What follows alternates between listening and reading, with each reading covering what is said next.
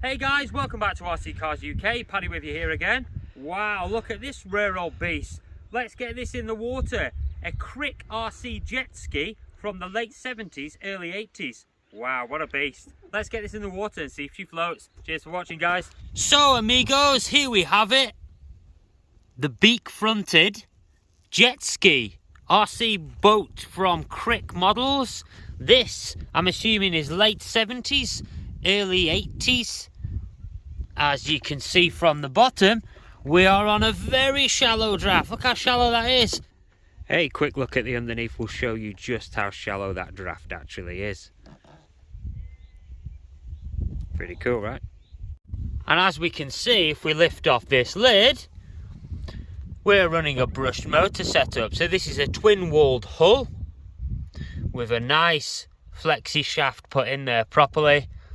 We've got a rudder in there, a little brass rudder, which is pretty cool. As you can see, it does sit low in the water. It's very lightweight. It's blowing away in the wind at the moment. Now, these are incredibly rare, and I mean incredibly rare. The premise with these is you get them fast enough so it will start to plane. So here we can see her in all her 70s/80s glory. What a machine. So they did an updated version of these that came out in the early 2000s. However, these were an ABS hull that were like a kit version that you put together yourself. Pretty good fun, incredibly rare. So you don't see these at all. Google will tell you if you search for the Krick RC jet ski, you'll find the newer one. You certainly won't find much of the old one, I'll tell you that. I couldn't even find a video online. So if anybody does have a video of one of these, do let me know, do link me. I would love to see one running before I got this one going. We are going to run this brushed as it is, and then we are going to run it as a brushless conversion and see what speed we can get out of it. And hopefully we may well be able to get this out on the sea. That'll be pretty cool. It's definitely going to go out on the river a few times, but going out on the sea will be awesome. There's a few things I've got to do first though before we get her out on the sea.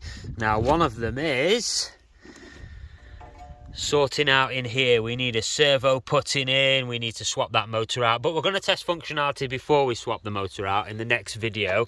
But obviously we will need to change that up for actual running for brushless, for going offshore. So if you have a look here, scale wise compared to my hand, it's fairly large, not massive. I'd say total length's probably about 45 centimeters. It's about 450 class, something like that.